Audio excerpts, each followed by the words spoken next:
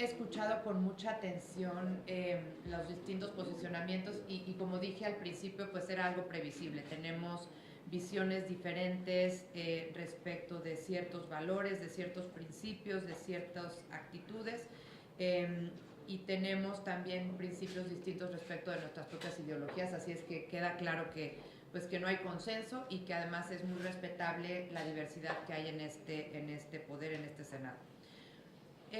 Voy a hacer un pronunciamiento respecto de nuestra posición con lo que está aconteciendo ahorita en Venezuela y que ya le hemos venido destacando algunos puntos en distintos foros.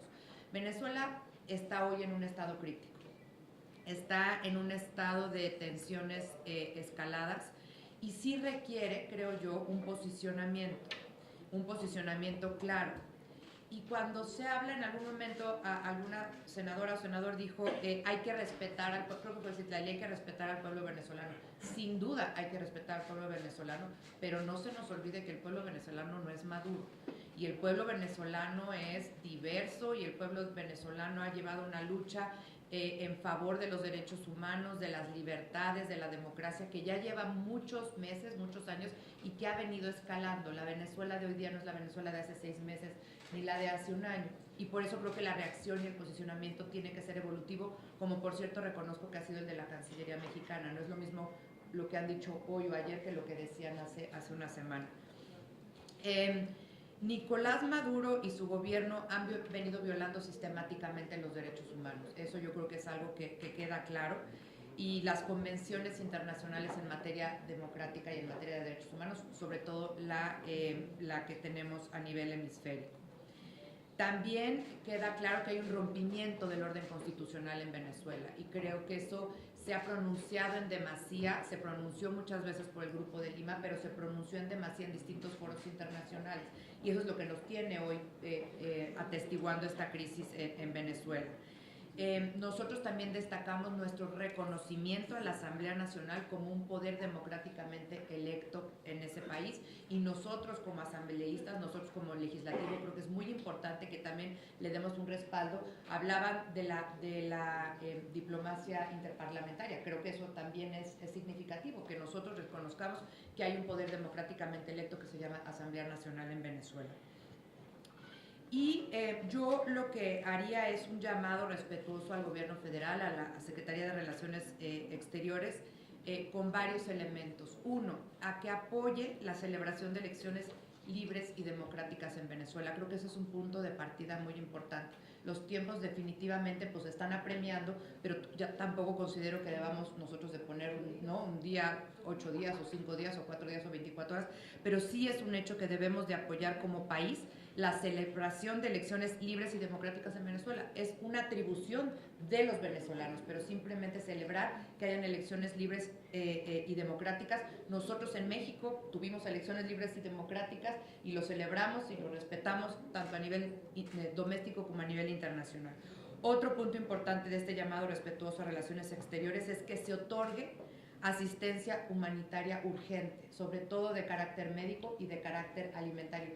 Tenga que intervenir quien tenga que intervenir, se tengan que hablar con los actores que se tengan que hablar, pero no puede ser posible que sigamos volteando a ver que hoy los niños nacen con poco peso en Venezuela, que quiere decir que ya es algo estructural y que la gente no tiene acceso a los medicamentos más elementales, ¿no? Entonces, creo que otro elemento importante es propiciar que se otorgue a la brevedad esta asistencia humanitaria que requiere el pueblo venezolano. También creo que es importante en este llamamiento respetuoso al gobierno federal es que se dé un respeto irrestricto a los derechos humanos. Y aquí nadie, y no nos confundamos, aquí nadie está dando clases ni de moralidad, ni de derechos humanos, ni de nada. Simplemente en nuestra Carta Magna, uno de los principios que tenemos es el respeto a los derechos humanos. Y ustedes fueron oposición y yo hoy soy oposición y a mí me da mucho gusto decir que yo como oposición hoy no veo violentados ni amenazados mis derechos humanos, nadie me está persiguiendo, nadie me está queriendo meter a la cárcel, yo puedo decir mis opiniones de manera libre y yo creo que eso es algo que tenemos que preservar todos, compañeros. Les digo, ustedes fueron oposición, yo lo soy ahorita, ustedes también, yo lo soy ahorita y yo no tengo, como mexicana, y me siento muy orgullosa que eso pueda ocurrir en mi país, que yo pueda decir lo que pienso, que pueda disentir con ustedes, que podamos estar de acuerdo en muchas cosas, pero que tengamos esa libertad y esa posibilidad de como ciudadanos decir lo que pensamos sin tener miedo a poderlo decir. Y creo que ese es un valor muy importante que también tenemos que defender. Por el otro lado, creo que es muy importante y también creo que es algo en que todos debemos coincidir, es que debemos velar junto con la comunidad internacional sin imponer nada, sin sustituir a ningún poder doméstico, en que haya una transición democrática en Venezuela de carácter pacífico. Yo estoy convencida, y aquí difiero un poco del posicionamiento que se ha expresado en materia de mediación. Yo no creo que ahorita Venezuela esté en una posición en donde se requiera una mediación. Yo creo que se requería hace un año, se requería hace 2 años, se requería hace 3, cuando existía la MUD, cuando existía, era otro contexto. Yo creo que ahorita lo que se requiere sin duda es diálogo, y yo en eso apoyo al posicionamiento de la Cancillería mexicana, pero la pregunta de fondo es ¿diálogo para qué? Diálogo para sentar a la oposición con Maduro, ese ya no estamos en esos tiempos, veamos la realidad. Un diálogo para la transición democrática no violenta en Venezuela, bienvenido. Y si México ayuda a salvar vidas en esa transición democrática y ayuda a que esa transición democrática sea pacífica, estaremos del lado correcto de la historia. Y yo creo que todos queremos que México esté del lado correcto de la historia, sin imponer nada, reitero, sin dar clases de nada. Pero si México puede utilizar sus buenos oficios diplomáticos, formales, extraformales, los que sean, para salvar vidas en una transición democrática en Venezuela, me parece que México habrá jugado un papel estupendo.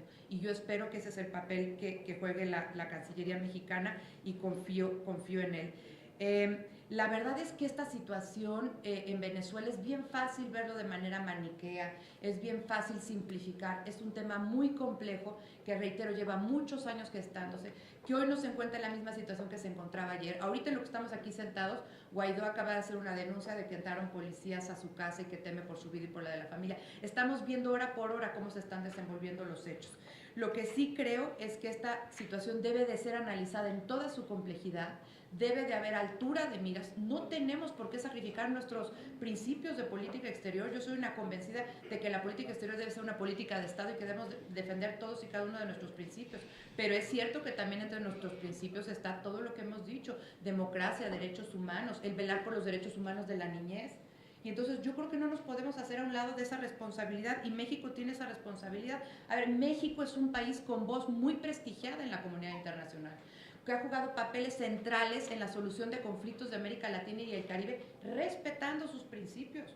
Para eso tenemos una historia y un bagaje diplomático sin igual, como pocos países, y yo confío en que la Cancillería mexicana, con su gran experiencia y con su gran pericia, pueda lograr esta difícil combinación entre el respeto de los principios, el analizar la situación compleja de Venezuela y el poder jugar un papel que nos ponga del lado correcto de la historia. Repito, llamando a que lo más inmediato sea ayuda humanitaria, a que la transición democrática ocurra llamando a elecciones libres, y a que la transición democrática se haga respetando los derechos humanos y respetando las libertades que yo creo que todos nosotros apreciamos, y todos nosotros nos vemos beneficiados de que día a día en nuestro país sí podamos vivir con esas características. Entonces, pues ese es nuestro posicionamiento, y ahorita que veo que hay algunas senadoras y senadores que todavía quieren hacer uso de la palabra, yo les pediría que tratemos de cerrar nuestras intervenciones. Todos hemos tenido el uso de la voz, y tratemos, reitero, de poder llegar. Yo creo que sí tenemos esa responsabilidad, quienes estamos aquí sentados alrededor de la mesa,